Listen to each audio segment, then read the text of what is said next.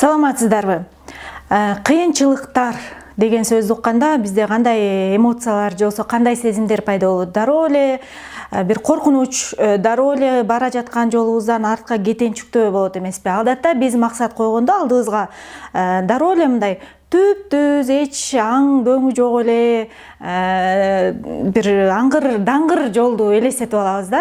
Бирок чындыгында реалдуулукту алып караганда биз койгон максатка баратканда дөңдөр, аңдар, кыскасы таштак жол, тикенектүү жол жана башка тоскоолдуктар жаралат. Бирок биздин бирден бир көйгөйүбүз качан бизге ошондой кыйынчылыктар туш болгондо биз эмне кылабыз? Бара жаткан жолубуздан артка кайтабыз же ошол жерге токтоп калабыз же башкача айтканда, образдуу түрдө айтканда, кичинекей эле кыйынчылыктарды биз мындай кичинекей эле дөңсөө катары, аттап кетсе боло турган кыйынчылык катары карабай, аны бир чоң ашуу же чоң тоо катары элестетип алып, эми муну кантип өтөм, кантем, мындай болуп атпайбы деп анан кечкен алып напчып нааразычылык менен баягы койгон максатыбызды да унутуп калат экенбиз. Анан орто жолдо бизде өсүү, эч кандай өсүү болбой калат.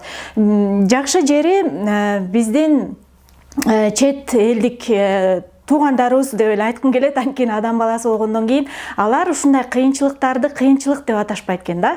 Алар муну орусча айтканда вызов же болбосо кыргызча чакырык, башкача айтканда кыйын болсоң, чын эле ошол максат сага маанилүү болсо, көрүп көрчү, менден аттап кете аласыңбы деген сыяктуу чакырык кылышат экен да. Башкача айтканда бир намыска тийүү катары кабыл алат экен. Ошондуктан келиңиздер, кандай гана максат койбойлу бара жатканда жолуккан кыйынчылыктарга кыйынчылык, тоскоолдук катары эмес, бул чакырык. Мени дагы текшерип жатат.